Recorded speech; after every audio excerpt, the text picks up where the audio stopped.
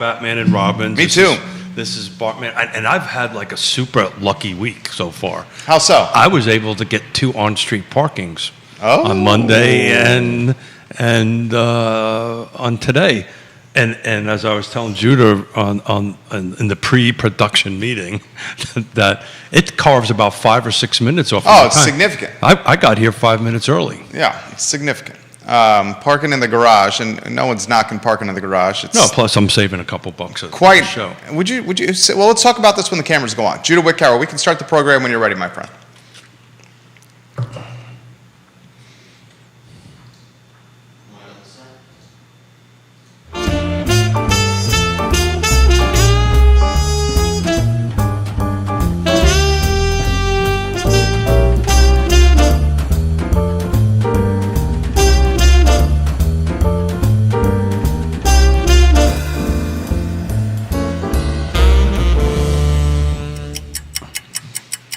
Good Wednesday morning, guys. I'm Jerry Miller, and welcome to Real Talk with Keith Smith here on the I Love CVille Network. We have a Charlottesville-wide, Albemarle County-wide, Central Virginia-wide, Commonwealth-wide, country-wide, and worldwide audience.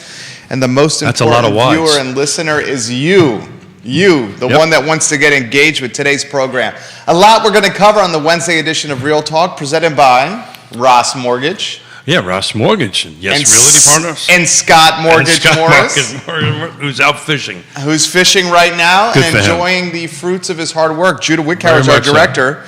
We'll get the studio camera in the mix, Judah, before we go to the 2-shot over there. And let's welcome Casual Keith to the program. Casual Keith, who got lucky and got 2 on-street parking spots. You know, it was funny on Monday's show, our body language and our chemistry is such that stuff. That look that you just gave me was, okay, Smith. You know, have a sip of coffee. Get some coffee. Get cracking, baby. Cracking, baby. Yes, sir.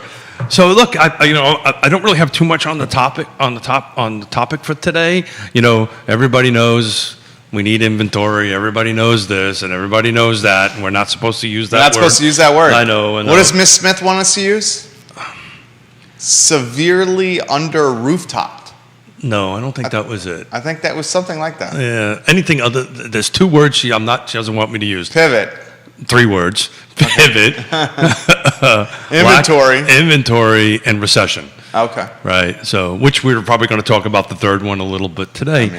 But I just kind of wanted to open the show up a little bit. You said something on Monday, and I've received a couple of direct messages since Monday. I don't know if the word thanking is the right word, but just giving me a bit of kudos for being so open. Props, thank you, for being so open about things, right? And our lives and what has happened and how we recovered from them and how we went on. So, I just thought, we've kind of lost, we lost everything we had twice in our marriages, in our life, in our 36 years together. The first time was in 1992, and then the second time in the time of great unpleasantness. And, and the DMs that I was receiving was, well, how did you do that? So maybe we'll talk a little bit about Let's talk about it. We'll talk about that today. Keith Smith, Jonas Smith, principals at Yes Realty Partners. Many that watch the program know that Keith, when he's in front of these cameras and this microphone, is an absolute open book. Keith Smith wears his heart on his sleeve. I don't have what you sleeves today. see is what you get. He wears his heart on his casual Keith attire. Look at the screen. Oh, I saw the V-Sabres. This was a gift from a friend. It's a good-looking shirt right there. But those that do watch the show realize or know or have listened, they've heard, they've watched as Keith has told or hinted or explained that he's lost, along with Yona, everything they've had twice in their marriage. Yeah, sure. He's a developer, has a Class A contractor's license, did a lot of rooftops in Lake Monticello, and as he said on the program, when the time of great unpleasantness, the housing crash of 2008, I'm going to call that a depression. That was not a... He was very much in the middle of this. Yeah, So where do you want to begin on this? Yeah, so, I don't want to oversimplify it. A very dear friend of mine said, I'd rather be lucky than good any day of the week. And there's a lot of luck involved in it. But there's also just kind of, there was this three things that we kind of constantly hit in order to get out of there. Don't make any excuses, right? The first time I broke my back in 92. So in 92, when you broke your back, how did that lead to losing everything you had? Because, again, not making excuses, back in the day at Workman's Comp, as a business owner, you don't have to get Workman's Comp. And I was literally 29, about ready to turn 30 when that happened, and I just was out of the Marine Corps, and of course bullets bounce off of you, and I said, I want to save the money, I'm not going to do it. So I actually fell off a roof. Fell off a scaffolding. I was checking a job on a Sunday on that end of it and fell 18 feet and compressed on my T8, 9, and 10 on that end of it. And we didn't have cell phones back in those days. I had to crawl up to my truck, dial 911 from my truck to go ahead and get it. And the second time, was the time of great unpleasantness. But, both times, just to put it a little bit in perspective, the first time, Jerry, I was 30 years old. I had a 6-year-old daughter. My thinking was the only way that I can make a living at that point in time was actually physically working, and now I couldn't. I was laid up for a year and a half, but since I didn't have Workman's Comp, all the medical bills came due and wiped us out. And thank God for family and all that stuff. And the second time was a little bit different. But there's three basic things, right? Don't make excuses. Yeah. Own it and communicate it. Right? And I guess that's what we're doing a little bit now on that end of it. But, an excuse, the way I look at it, an excuse is just a story one tells themselves, right? Some people say it's a lie. Let's talk about the feeling of vulnerability, maybe hopelessness, maybe fear, laying in bed with a broken back in 1992. Yeah, and by the way, I did it again in 04. So another ladder? Yeah, I do things in pairs. Don't go on ladders. No, that was ice skating. I've never told you that story. You've never told me that story. I also have been told to remind you not to run anymore. Or go on scooters. Or go on scooters. Or ladders. Or ice skating. No. The ice skating was a 12-year-old boy kicked my butt. I was taking my youngest daughter ice skating, and he fell behind me at the old ice park, and was losing control, and he thought if he fell to the ground, he would stop. Instead, he hockey pucked, took his legs out, and I split my C6 and C7 in half. It took me a year and a half to learn how to walk that one again. But we didn't lose everything we had because we had systems in place and so forth and so on. But you're laying in bed. It's 1992. You have a 6-year-old daughter. You're not working. The medical bills are coming in fast and quick to the mailbox. You realize that they're snowballing and you're getting behind. What's going through your mind then? So you're 30 years old. The weight on that is immense. And again, I'm an open book. To say that I was thinking I didn't want to be around any longer would be a lie. Okay. Right? It's the weight is immense. I'm going to lose my house. I'm going to lose my businesses. I'm going to lose all this kind of great stuff. It's just an immense weight. So that's why I always say, I think we're in a recession right now because to certain people, certain circumstances, they're in a recession right now, right? Maybe the geniuses are not saying, the PhDs because we haven't hit the second quarter and all that crap. Yeah. To certain people, man, we're in a recession. No doubt. Right. And that's coming out of a pandemic. And coming out of a pandemic. So some bad after some real bad. So how do you, again, a lot of it is who we are, right? A lot of it was, family encouraging me, wife that's off the charts, perfect and gorgeous. But, I would say both cases, very short period of time, I felt sorry for myself. AKA made excuses. But, it's easy to lay there in bed and blame everybody else but yourself. Ultimately, that was my fault. Ultimately, I shouldn't have got up on that ladder. Ultimately, I shouldn't have walked across it was a 2x10 board that had a freaking knot in it that it should have never been there. I knew it. I walked across it. It broke. It was just, I'm not blaming the 2x10. Yeah. It was me. I'm not blaming the implosion of the housing market. I made some pretty bad decisions. Talk about heavy weight on that second time around. This didn't just impact me, and it impacted my mother and father, impacted my family, impacted. How so? Well, we were all business together, This right? is 2008, 2009, 2010. Family business. When we were losing everything, they were losing everything concurrently. That was a big thing that attacked everybody, that everybody had a feeling to it. But we didn't make excuses, right? We just, I made some bad mistakes, learned from them, but I didn't say, as we have our 3 rules here, I didn't point, this was this fault, and kept on blaming it. I put that in a box and said, okay, we're not going to make that mistake again. We're going to get better. And the second part of it is you've got to own it. I'm doing it right now. I'm owning the mistakes that I made. I'm not blaming something else. It was mistakes that I made. And then the third thing is you got to communicate it, right? You got to communicate it to the people that you love, the people that you care, in the community in whole. I tell this story all the time. In 2009, I ran for elected office. I was literally in the middle of it. And if anybody's ever went through I would never want to wish this on my worst enemy. Mm-hmm. Mm-hmm.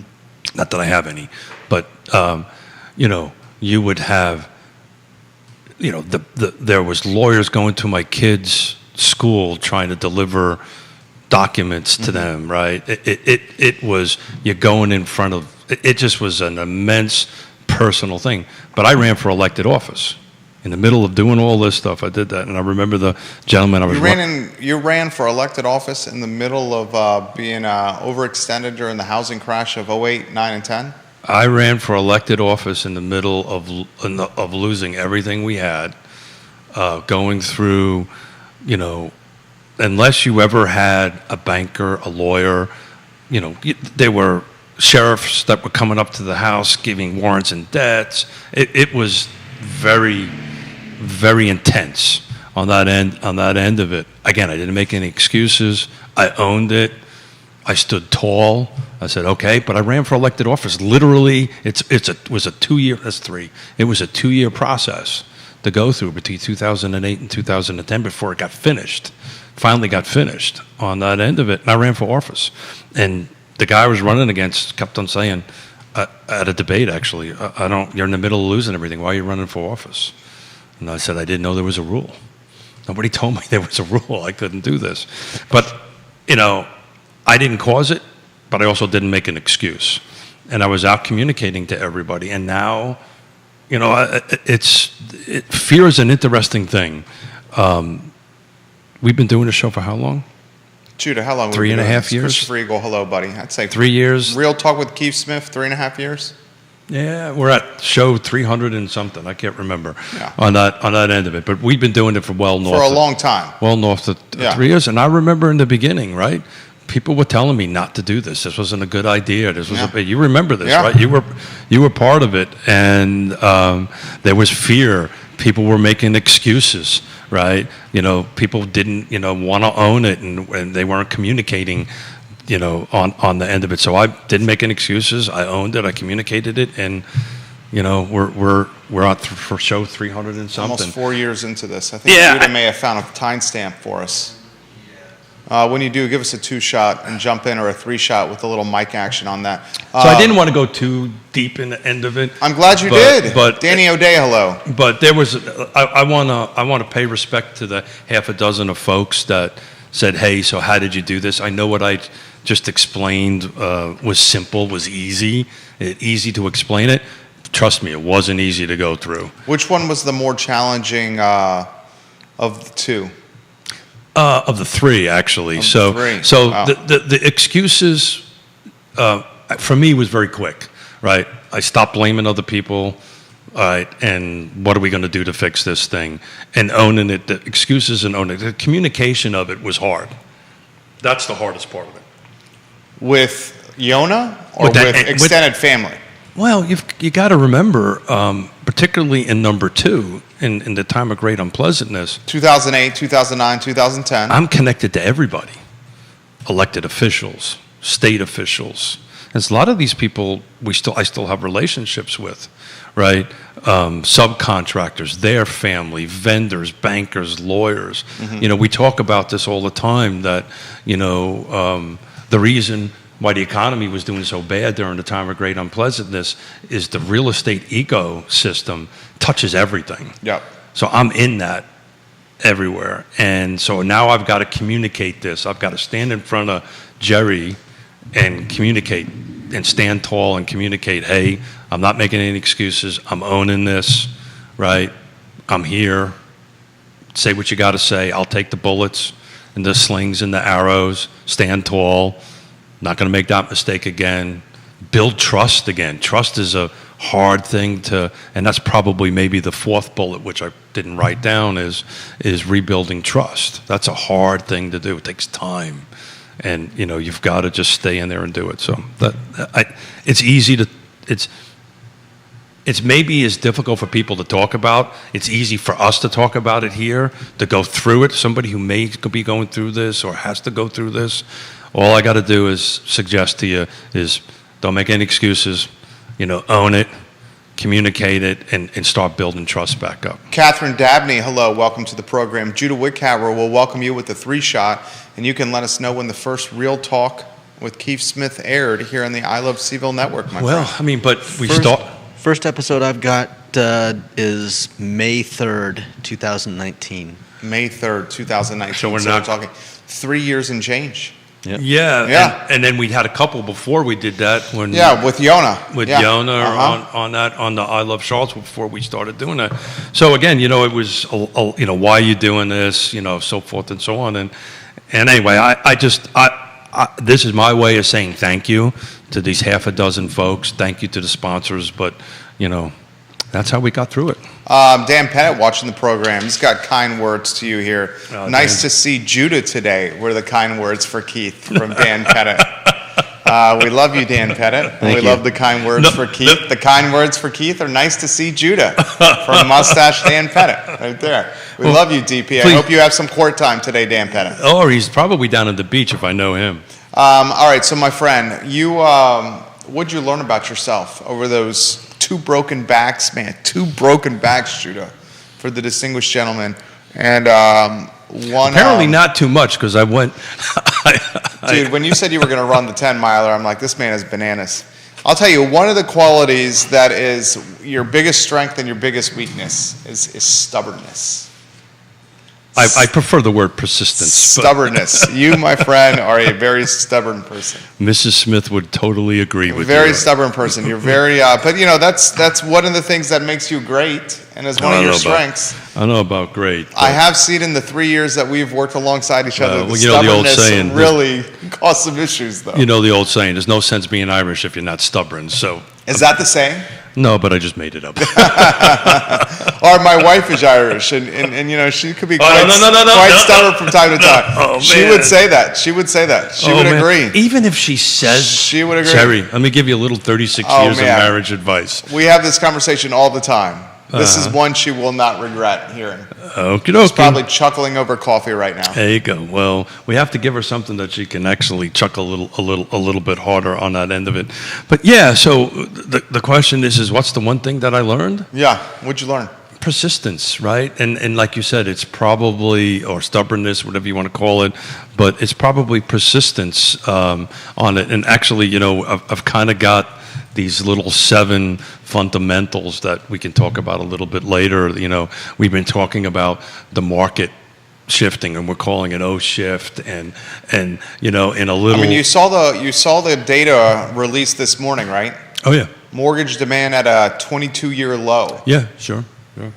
Well, correct. And the market is shifting. And one of the great things about being part of Keller Williams Alliance, our partnership that we have with Quinton, is that we get some of these great resources. And Gary Keller wrote this great book called O-Shift. And he has some different fundamentals. These 7 fundamentals that I use, and the learning the fundamentals from Gary Keller and what he does out there is great. But these are 7 that I learned myself through how did we kind of get through this these two great time of unpleasantness, losing everything we had.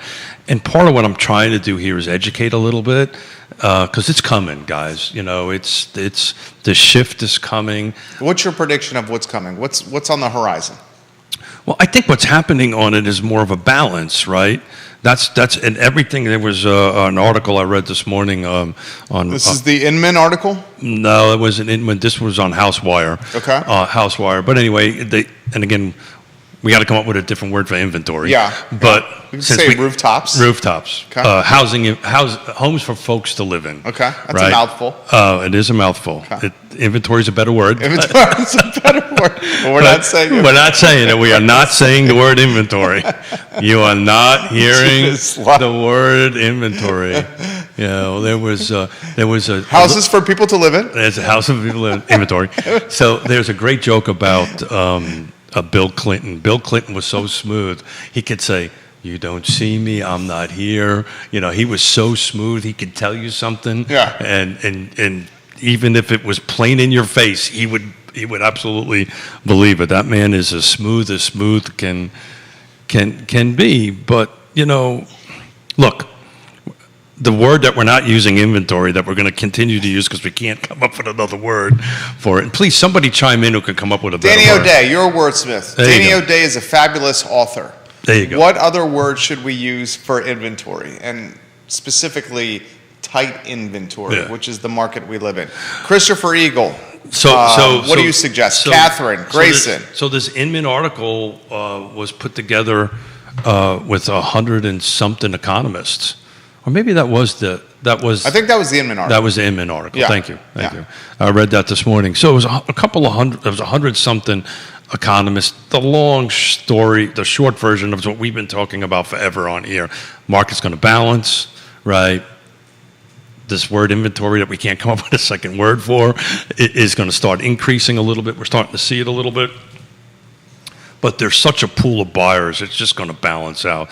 There is no quote-unquote bubble from my perspective. And not even my perspective, but these 100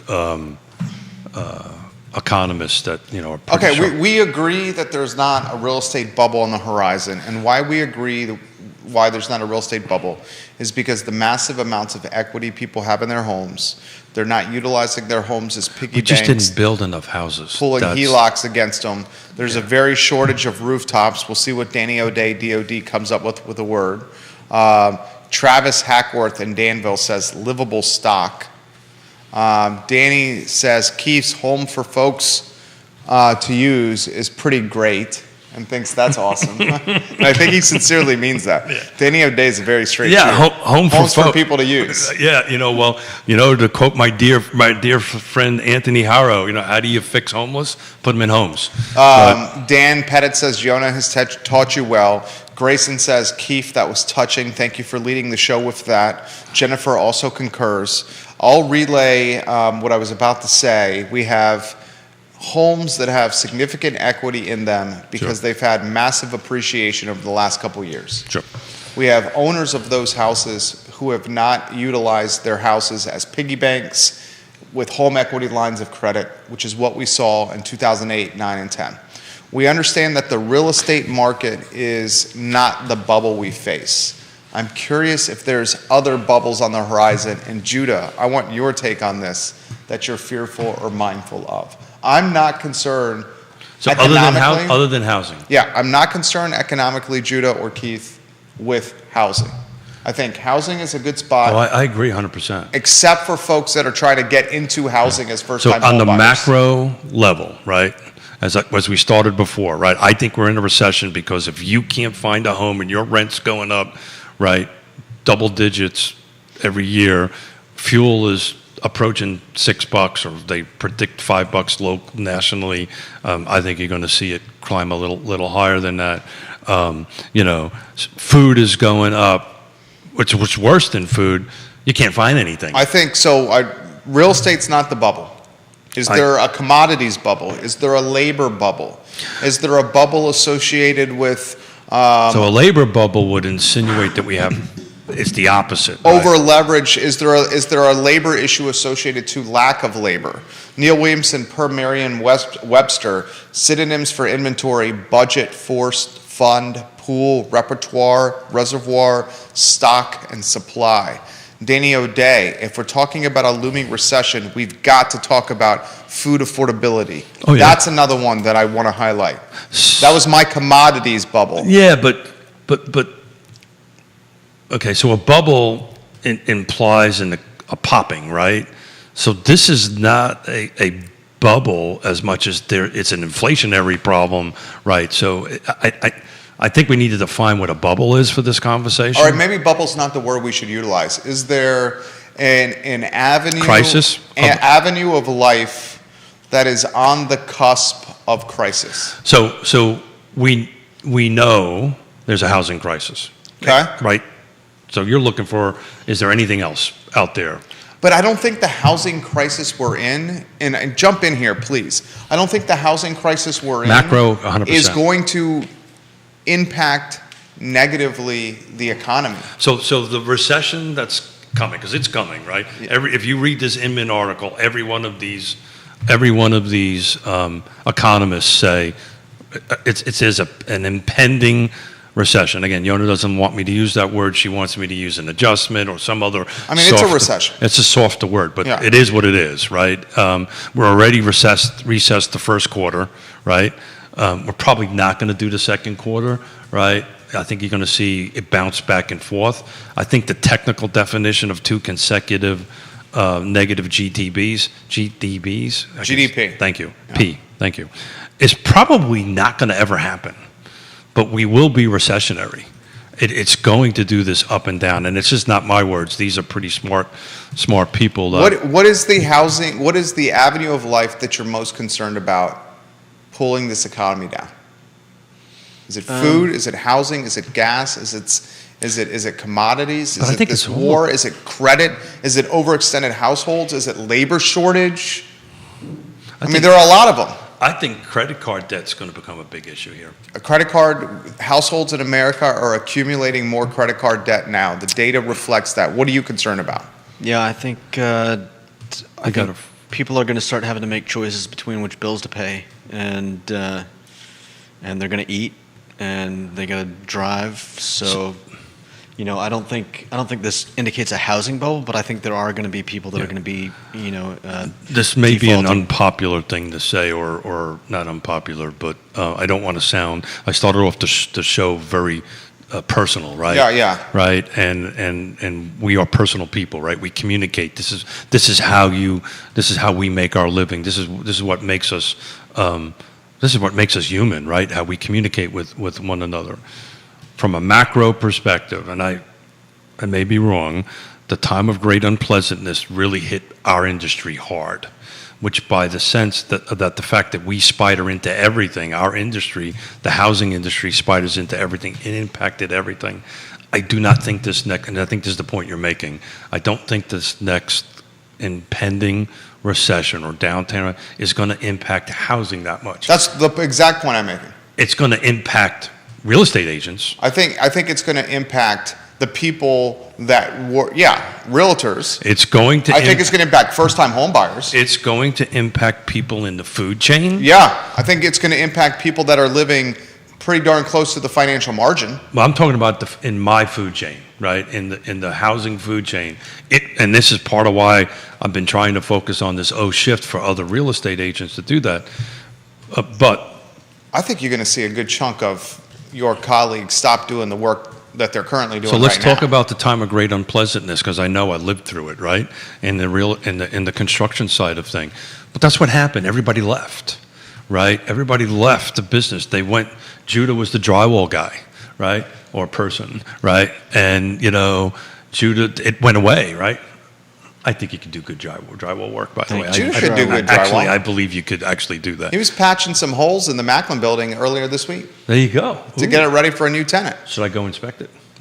Yeah. Just don't get up on any. You don't want me to. Just don't get up close with the flashlight and look at the detail too much. I used to drive the drywall guy nuts because I used to walk around with a halogen light. Yeah, and look for at cracks. that. But the point was, is Judah in the time of great unpleasantness went to work for Walmart distribution center, making whatever that person made, had benefits, out of the weather, wasn't sucking drywall dust all day long, and then all of a sudden, and this is kind of what got us to where we are now with this housing problem. Not only were we missing inventory, homes for people to live in, right, because things weren't getting approved, the industry never came back. Yeah, this is the kind of stuff that I think about. I bet you this keeps you up at night. No, it doesn't. No, this doesn't keep me up at night. Rarely does anything keep me up at night. You're very lucky, my friend. Thank you. So this is the kind of stuff that I think about. So, and I'm very curious of what you take. This guy, He's a smart dude. I really consider what Judah has to say. Well, Over not 10 only that, years but of the people working that watch the alongside each show other. say, "Hey, can Judah chime in?" 10 years. I appreciate and respect his perspective. So here's what I'm going to throw. Look at the spaces of business where the labor force is in a vulnerable state. It's all of them. Food and beverage, no doubt. Construction. Construction. Look at the realtors. If they don't have inventory to sell, how do they keep being realtors?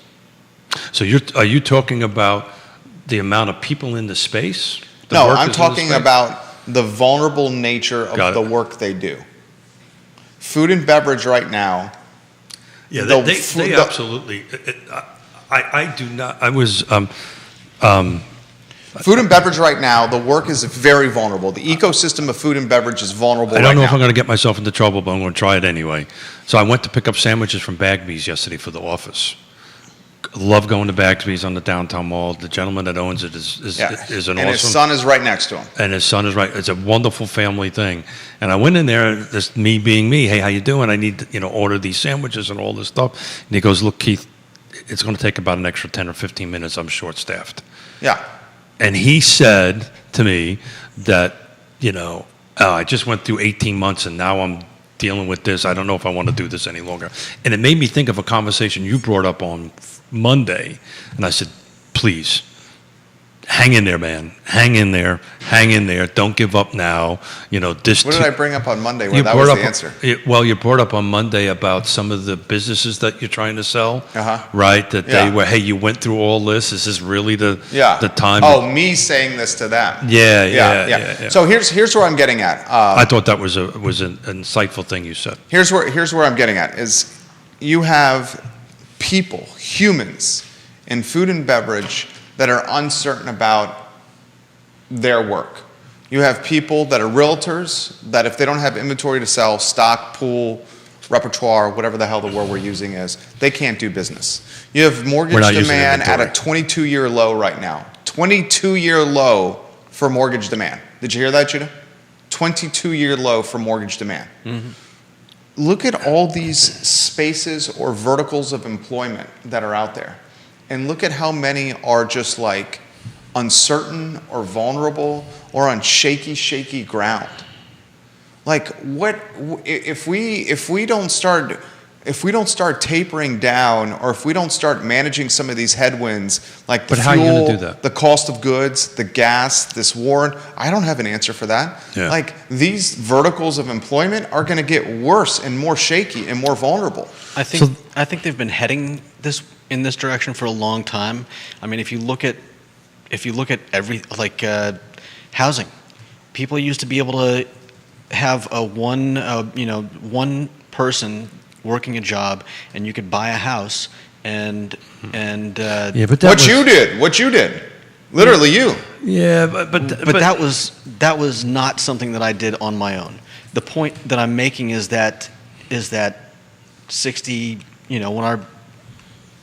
years ago you could that I agree with. you could have one person working a job, you could buy a house, But you that could- hasn't been you could that. pay for your Judah, family. that has not been that way. Everything has been going up in price except for what we're getting paid. I mean, we talked about on Monday, right? I don't know how my son-in-law and my daughter. I mean, $4,000 a month just in daycare. Well, and his debt service payment on the His home yeah. was, you can't touch anything underneath there with a 5, 6, or 8 in front of it on that end of it. As a young couple just married, you know, you've got to do two couples. But Judah, you know, when Yona and I came down here, you know, we were fortunate to start our own businesses, but we were both working in order to raise enough money to go ahead and, you know, pay the mortgages and all that stuff. It's part of why, frankly, it's part of why I didn't take my workman's compensation the first time around, because it was $1,800 a year or whatever the heck the number was back in 1992. And ultimately, it cost me a lot of money and a lot of stuff. So if folks get out of selling real estate, which we predict that's going to happen. If folks get out of serving tables, food, which we think that's going to happen, right?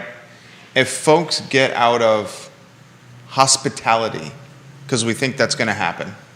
If they get out of the field of live music, events, tourism, which we think is going to happen, where are they going to go to work? What kind of work are they going to do?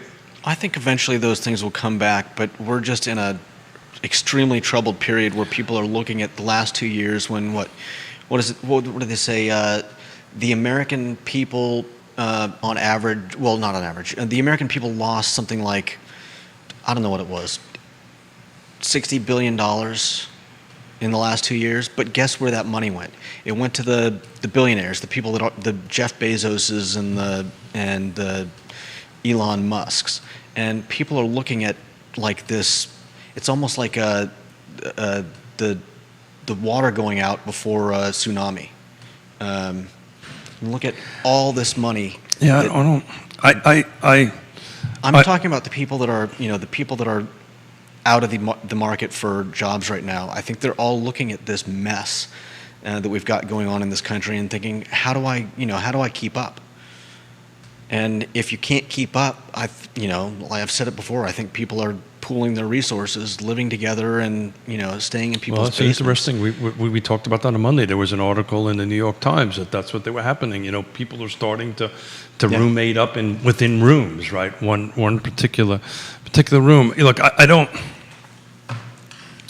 The one thing I know for sure, stuff is always changing, right? And part of this was somewhat of a modification of a Dr. King quote, right? You know, dreamers kind of walk around with their eyes closed. Visionaries walk around with their eyes open, right? So, you know, there's opportunities out here in a shifting market or what are the opportunities? Well, what's the new fields of work?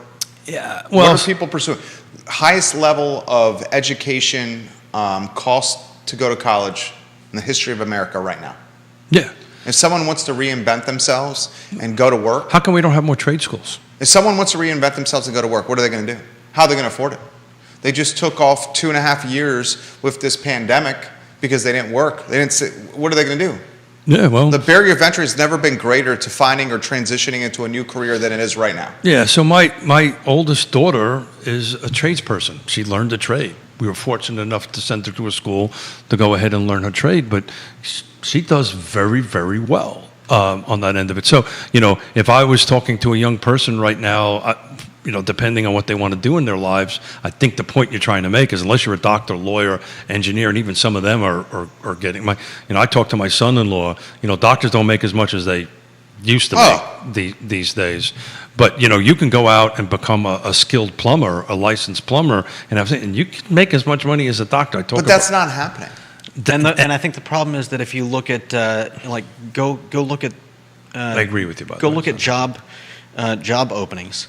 And what you see is, you know... It's not those jobs. It's what you've always seen is they want 4 years of experience. Right. They want you to know how to do X, Y, and Z. And someone looking at those coming from a different... screwed. A different job is like, how am I going to get that job? Chicken and egg situation. Yeah. It doesn't matter if nobody's applying for that job. The person looking at that job ad is saying, how can I ever get that job? They can't. They will never be able to. And so it's something. Never be able to. Because for someone to reinvent themselves now and find another path of professional pursuit, they would be reinventing themselves in the worst inflationary time of American history. So they would be taking Well, time off. I wouldn't say it in history. Oh, but the data backs it up. in history? Yeah, Ever. the data backs it I up. thought it was in the last 40 years. If you reinvent yourself now, you would have to pause earning, go get knowledge for the other career path, and while you're pausing earning, gas is the highest it's ever been, groceries are the highest it's ever been, prime, and look at what the interest rates are doing right now.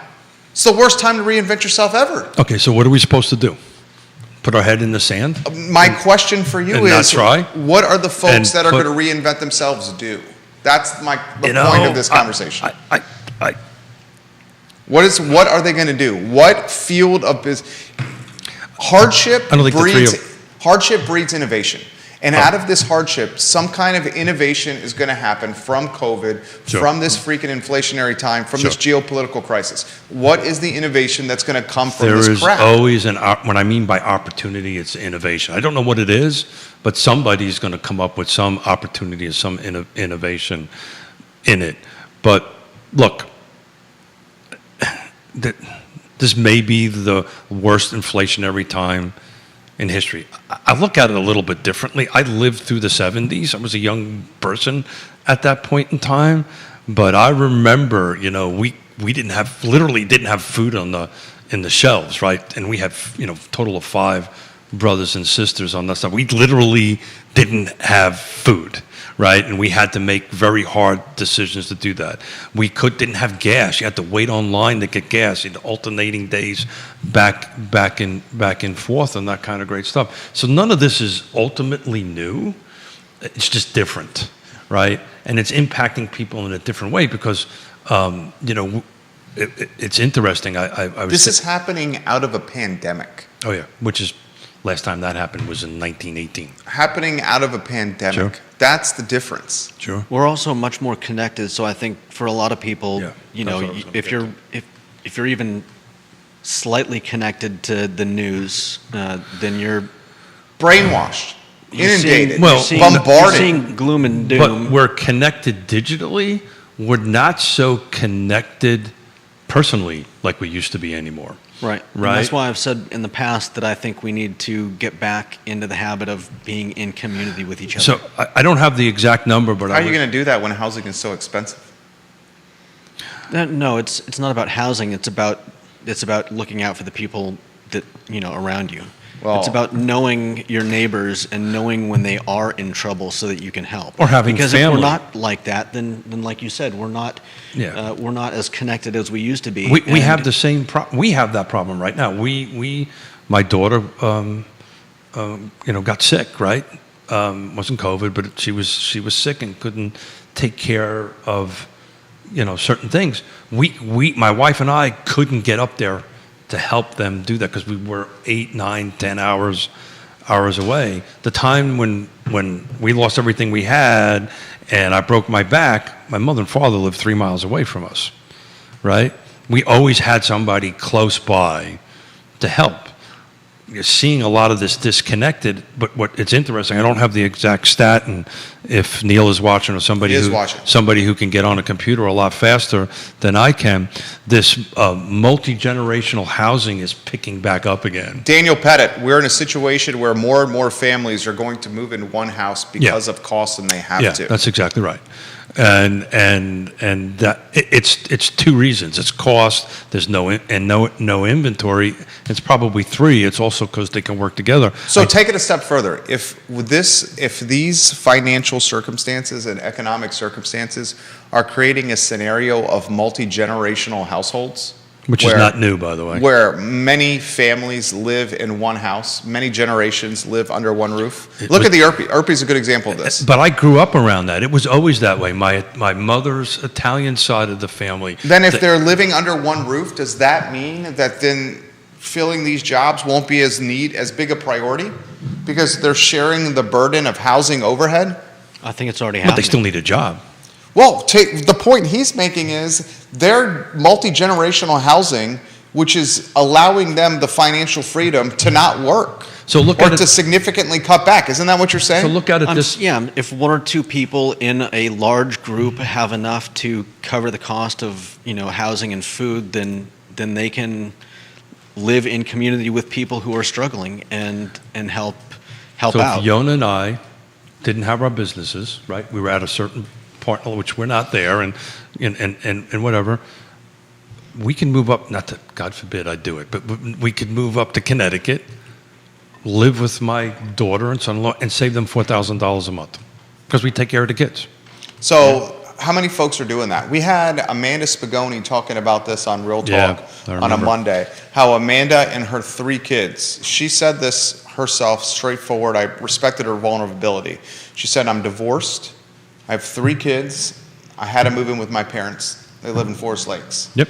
And when I got divorced and moved in with my mom and dad, with my 3 kids, they financially helped carry the load. And then as they started aging and got to retirement, she's now carrying the financial load Helping them. for her parents and her Sure. 3 kids. And they're all raising the family That's together. not new. That was always done like that for generations. I understand that's not new. But the difference with what you keep saying and the circumstances we're in today is there's humongous job openings that aren't Yeah. being filled. Yeah. There's mom and pop businesses that shut down because they can't get staff. And Well, I- you're There's- you're and I having think a another- conversation with and I the think with the another- local guys, thinking, "Hey, I'm There's thinking the same literally thing." people coming to me to sell their businesses, and one of their main motivation to sell their businesses done. is they can't get people to work in them. I'm done. Yeah. They literally, that's what everyone is saying. Yeah. I can't get people to work Yeah. in them. Yeah. I need to sell because I can't work every shift. That's what these people are saying. Yeah, and I think another part of it is that yes, that it's nothing new, but I think now a lot of people are reverting to that out of necessity rather than Well, but it was choosing- necessity back in the day too, right? That's what you did, right? You couldn't afford a rent apartment. It wasn't any. The only difference is this pandemic and the Yeah. impact that it has It's a done on it. significant difference. And I'm just making a statement that if you look back in the 30s and the 40s, right, that's what that was done, right? And then in the 50s, the advent of Levittown and all this kind of great stuff where there was cheap housing and abundant housing, they started to move out that way. But look, this is a real estate show, right? We're talking employment, which is a great part of that process. But,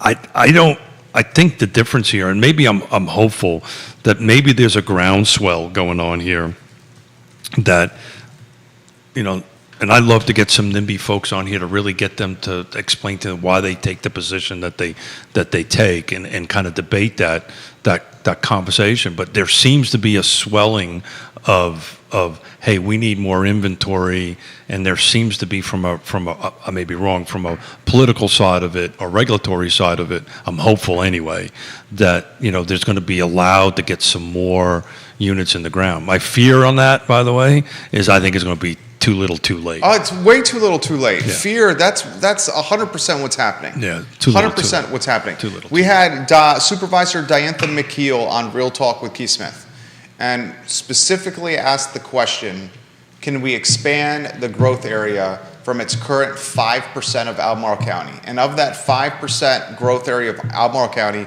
it's commercial and residential, not just residential. Yeah. And her response on the show, documented on the microphone, I'm not going to vote to expand the 5% developmental area in Albemarle County until the current 5% is maxed out. But there's also some new discussion about they're re-looking at that, right? And I think a lot of it has to do with the conversations we're having. But Neil will chime in. But there seems to be some little bit of meetings I'm part of and reading such things that Neil is putting out. But there's 3 positions for the Board of Supervisors that come up for re-election. In Albemarle County. In Albemarle County. Yeah. In today is June and November, and it's a difference of 5 in less than 17 months. Yep. The entire make of the board changes. Yep. The entire make of the board. Donna Price is not running again. We don't know if Ann Malik is going to run again. We know Steve Harvey is. We don't know if B. Lepisto Kirtley is going to run again.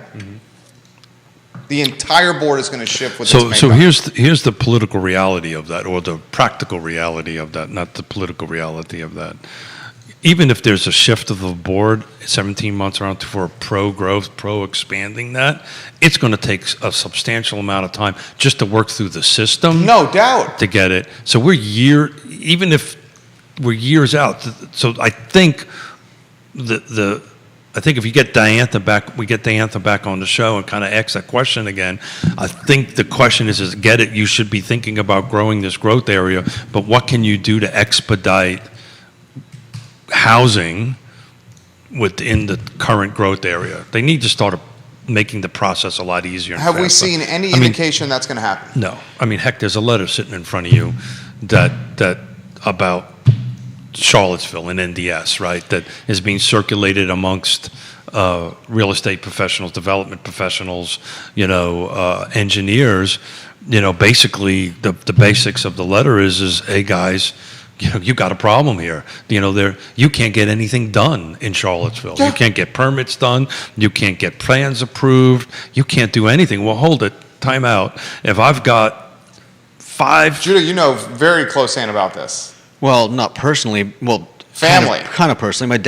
My dad was building houses, and they were basically they Sorry had. to hear that, by the way. I don't know much. Dude, listen to this. I don't know much about. They had I think it was something like 1 point something billion in bonds that were held by the city. Sure. And the city just kept not releasing them. So their company was basically, we've got people that we owe money to that we can't pay because the city won't release the bonds. So- we've got housing that we can't finish because they won't release the bonds. There was some goofy stuff about some drainage, something or other was not done correctly, or it was like an inch off or something like that, and so everything That's was what held that letter back, talks about. and the company is basically going under, and then on the You other hear that? Oh, yeah. Going under the company. Oh, yeah, and so it's impactful. It's why this... This is Dad's company. And off air, I'd like to talk to you a little bit more about that, but see what I can do to help. But the reality of it is, and I want to be there to help Judah. well, at this point, I think it's It's a moot past. point. Yeah, this was that's just going on for years, and I think they finally just gave up. that's just wrong. That's just flat out wrong. And in essence, what this letter is saying, I think there's some individuals at the city level just don't really care. I I don't. really hope that's not the case. I think it's more. I cannot believe that Judah's father and company did not sit down with individuals and say, if you don't release, Oh, he did. If you don't release this, you understand what's going to happen. I have the same. We have land trust, right? Smaller example, right? There's a $18,000 bond for Nassau Street. Project's been done for 2 years. I can't get it released. Yeah. This is the can't this is the unfortunate get it collateral damage released. of emotional volatility atop the jurisdictional totem pole for the last 6 or 8 years. So the people at the And county. it's calmed down. So this is at the city, not the county. I apologize. So this is at the city, and they're not actually happy with me because I outsmarted them. I actually did it in an insurance bond, and I stopped paying. We stopped paying the bond. I'm not going to pay it. So now they've got to work with us, otherwise the bond isn't going to get renewed. We'll get to some comments. There's many Oh, I'm comments sure. here. Many comments. Danny O'Day, your comments are excellent. I'm going to read all of Danny's, then I'll read to Keith's or Neil's, then I'll get to Travis's and all these other ones. Danny, doesn't really matter what it's called, recession or whatever, adjustment. When families can't afford dinner, it impacts people. That's the point I'm trying you to were make. making. That's the point I'm trying to make. Keith Smith. Danny O'Day also says this. This absolutely is the kind of stuff that keeps me up at night. This feels a lot like post-2008. We kind of papered over the crash. We didn't really improve the material conditions of the average American's life. Their wages stagnated while prices kept rising. The stock market improved, but most economists would agree that we did not really do a lot to solidify the lives of most workers. Seems a lot like that in 2008. We found out that our walls were full of termites and decided to put up some wallpaper and consider it taken care of. He also adds these comments, two more. Building off of what Judah said, according to The Economist, Americans, 750 billionaires gained 960 billion in 2021. The bottom 90% of Americans lost a collective 950 billion. That's a pretty even distribution, redistribution, I would think. I would say that's the definition of that. And he adds, Keith is right that it's been done before, but what he's missing is that we've completely restructured our society, both in terms of social structure and literal physical infrastructure, in such a way that to revert is incredibly difficult, if not nearly impossible. Thank you for the correction. Yeah, you're right. 100% right. The only point I was trying to make is that some version of it was done before. Neil Williamson's comments. He's the president of the Free Enterprise Forum. All around great guy, and I enjoyed running into him on the downtown mall yesterday before he was locked out of a city council meeting at City Hall and taking selfies in front of the building. Yeah. We love you, Neil Williams. Don't take it personal, Neil. I love you, Neil Williamson.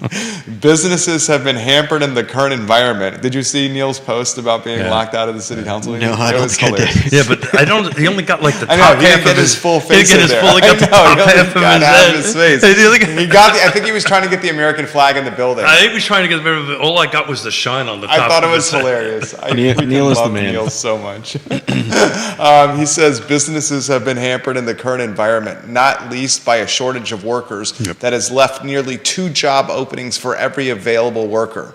He also adds this for the panel. This is from 2021 data. 1 in 4 live in multi-generational households in this country. Yeah. What year was that? This is 2021. 21. Yeah.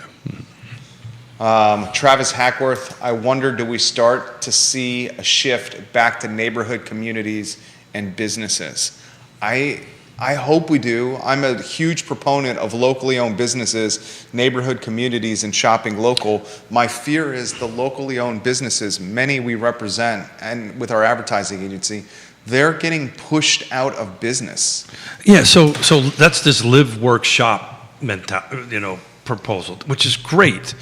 But you got to get it approved, right? You got to.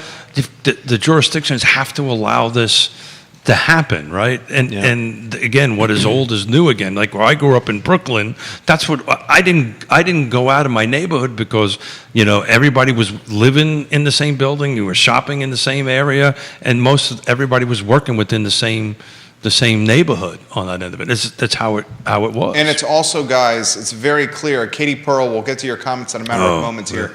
It's very clear, and this is an unfortunate trend.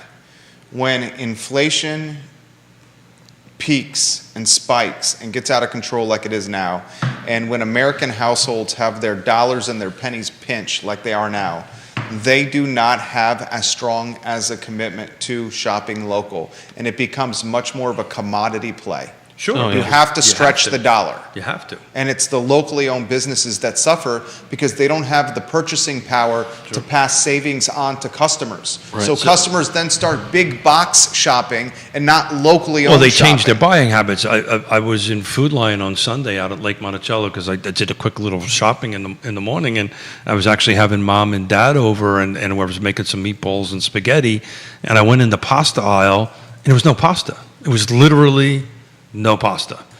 And, my assumption was at the time was because I looked around and the more expensive stuff in the aisle was there, but the pasta that you could, buy a couple of pounds pretty inexpensively was gone. The sauce was gone. We have to make as strong a commitment as we ever have to shopping locally through this time if we want these businesses to survive. So I think that means spending more money. So absolutely. So I think you're advocating what we were advocating in the beginning of the pandemic. Support local. Local. We should always support local. I very rarely, you'll very rarely ever see me with a Starbucks cup of coffee. I always go buy local, right? It's just the way I operate. I'm interested to hear what Katie has to say. Katie Pearl, Keller Williams' finest, a Cubana of tremendous proportions. She says, I would love it if my parents moved in to help with the kids. They are living the dream in Florida, though, so it's a tough sell. Katie, I concur. I would love if my mother-in-law and father-in-law moved down from expensive Long Island to Charlottesville. In fact, friend of the program, you know her as well, Marina Ringstrom had a listing that was in the mid-4s in our particular neighborhood. Oh my God. A cottage. Lasted about 13 seconds. 2-bedroom, 1 bath. Yep. It was on the market for less than a day. 13 seconds. Less than a day. I would have loved if they had taken that property, that house, or bought that. Dan Pettit, side note, after listening to Real Talk with Keith Smith, when there was a planning commissioner and a board of supervisor on the show, he says, Dan does, I think Green is headed in the right direction in their communication with county people. I would love for Green to put an elementary school in the middle of a large subdivision like Woodbrook did in Albemarle County. Walk to school. I think Greene County can do this. Less driving, less school buses if you put the school right in the middle of the neighborhood. That's from Mustache Dan Pettit, who has one hell of a forehand on So if Katie or Dan can get in front of Paragon, I looked yesterday, a little bit of information. We're looking for a home in Greene County for a buyer, single family detached. There was only one home under the price of $400,000. And that may have changed in the last 24 hours, but there was only one home in Greene County. In Greene County. Well, we talked about this, and I've changed my philosophy, right? You know, excuses only communicate, right? I think I'm wrong. I don't think Zion's Crossroads is the next place where we're going to have. I think it's Greene County. I absolutely think it's Greene County now.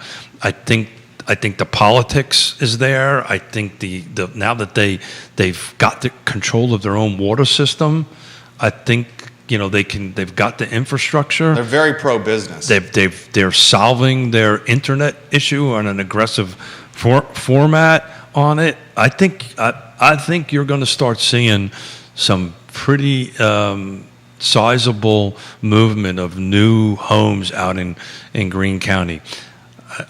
I'm kind of coming off of Zion's Crossroads a little bit, and that's some inside baseball that I know what's going on between Louisa and Fluvanna County, and I'm not so sure they're going to. A little bit of friction. We'll leave it at that. We'll leave it at that. Neil Williamson shares a link from the Free Enterprise Forum.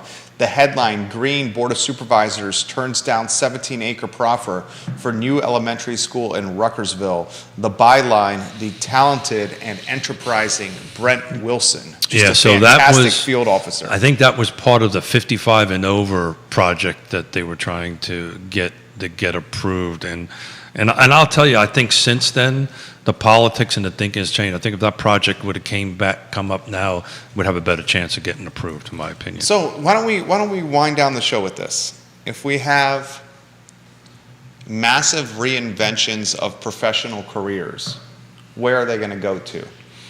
Where are these people going to go to? Where are they going to work? What lines of business are they going to work in? Well, it's more than that. It says where are they going to go to work, and where they're going to go to work to make enough money to afford a home or afford rent. Yeah. Right? And what does this community turn into? I mean, it's clearly turning into, like, if you think about it with it's almost like a Danish. If you look at the Danish, you got the jelly and the sweet part. The core of the Danish is the city of Charlottesville.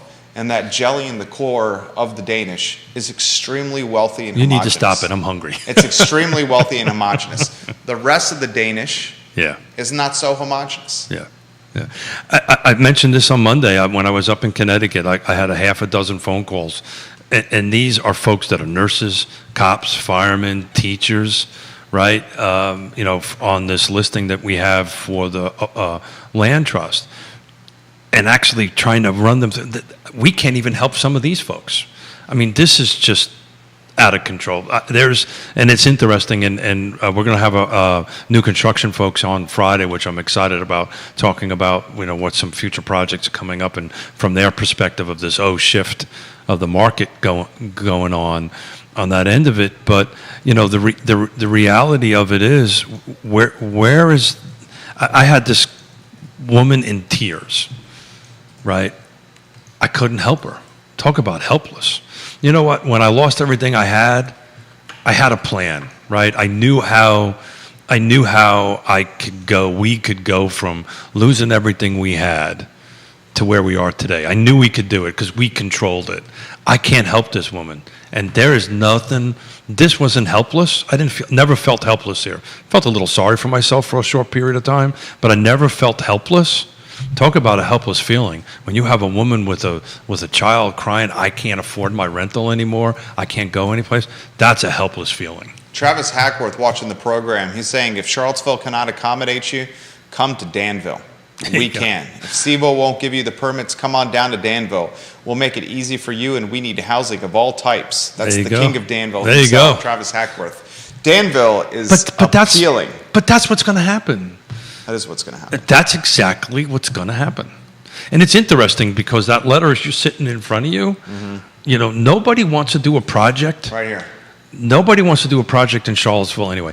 I will tell Friend you. of the program, Oliver Kutner, said to me, he said, you know what? City of Charlottesville makes it so difficult to do stuff around here. Guess where I'm going? Someplace else. Lynchburg. Yeah, someplace else. I Lynchburg. saw this, and I thought I'd share it. It's something from somebody in Charlottesville who's talking about the housing affordability issue, and you can't see it, but so I'll read it for you and for those that are listening. It says, Plus, that whole reading thing's a little struggle for me too. But thank you. In Does it this- have pictures? it's on screen. Has it got pictures? It's on screen. Look at the screen, everybody. Look at the screen. It's all letters. In this house, we believe in affordable housing, unless the project is too big, or too close to family homes, or changes the character of the neighborhood, or the developer makes a profit. And why does it have to look so boring? So that the That's answer. the NIMBY mentality. Well, I'll tell you the one thing that irks me in the NIMBY, and it's really, I'll be honest with you, the thing that I respect people to have their opinion up until this one sentence comes out of their mouth. And it comes out, and they don't realize they're saying it. What is it? We don't want them here.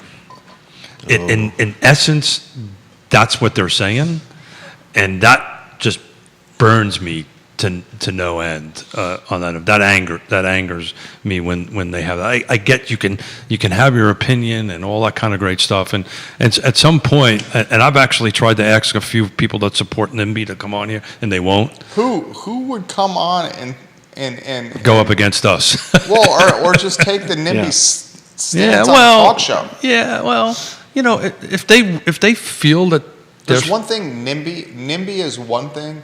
Another thing altogether is saying, let's hope the infrastructure supports the density that's coming with the rooftops. Okay, NIMBY is a completely different take than No. infrastructure. Well, that's one. Infrastructure is one of the. If you go traditionally, and it's become something very, very different now, and on all that.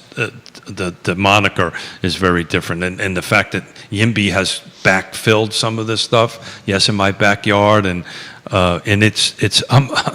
I'm afraid if you really take a look at the two sides of the conversation, it's really what's kind of going on in the housing market. You have the NIMBY folks are kind of my age and up.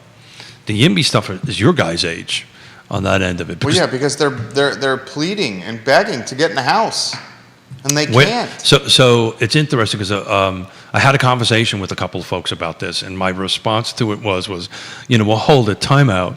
You got your slice of the American dream. You got your slice of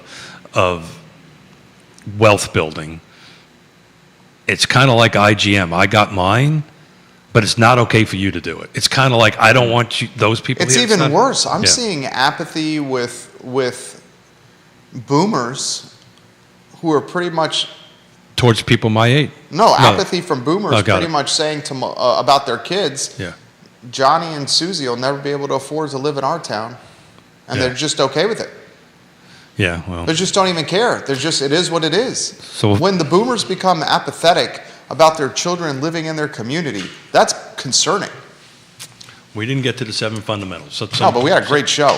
We had a great show, and one of the things I did want to talk a little bit about, and we'll save it for another show, is a question I get all the time about foreclosures. I had some historical data on that, but we'll save that for another show. I'll close with DOD's comment. Denny O'Day, big fan of walkable communities. Why is Albemarle High School, Jewett Middle School, and Greer Elementary all down a narrow 2-lane road with no sidewalk or bike lane? I was lucky enough to be able to walk to school when I was in elementary school. It allowed my mom to have a job and save money or take care of my younger siblings at home without having to drive or take the bus every single day.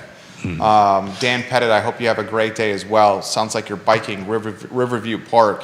If you'd like to see one of the most dynamic and esteemed listeners and viewers of Real Talk, it's Dan Pettit.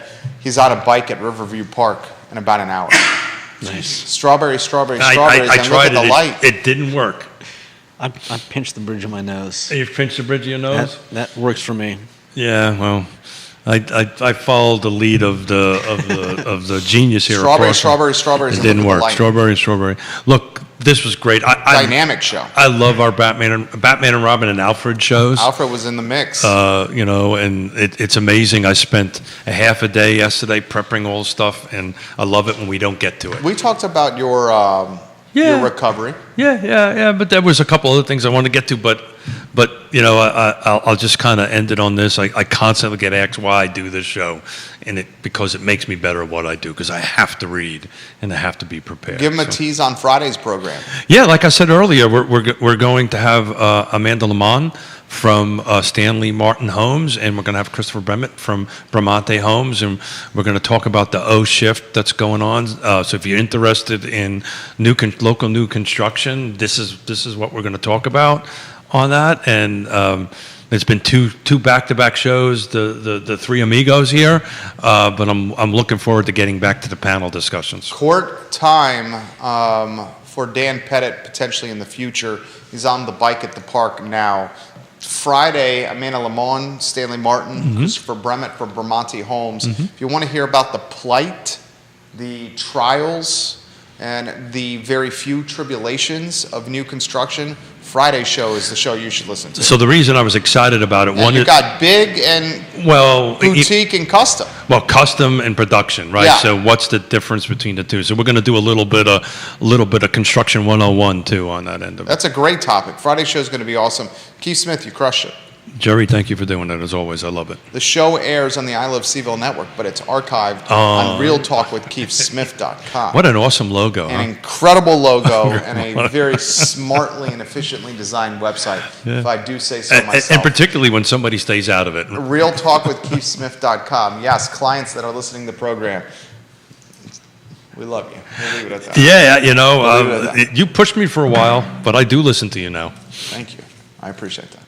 Sweetheart, did you hear what Keith Smith had to say? No, don't go. You were trying to end it nice, and look Bill at this. McGenzie, hello. Judah Wickower, you did a hell of a job. Keith, you crushed it today. This is the Thank you. Wednesday edition of Real Talk presented by Yes Realty Partners and Ross Mortgage. Scott Mortgage Morris will be back next Wednesday, and we hope he's wearing his suntan lotion so he does not burn. Or bring some fish for us. Or he brings some fish for us. That would be nice. Keith, That would be nice. Oh, yeah. Judah, Jerry, Real Talk with Judah, Keith Smith. thanks, man. So long, everybody. Take care. That was dynamic. I had fun, man. I've got a 11:30 Zoom call.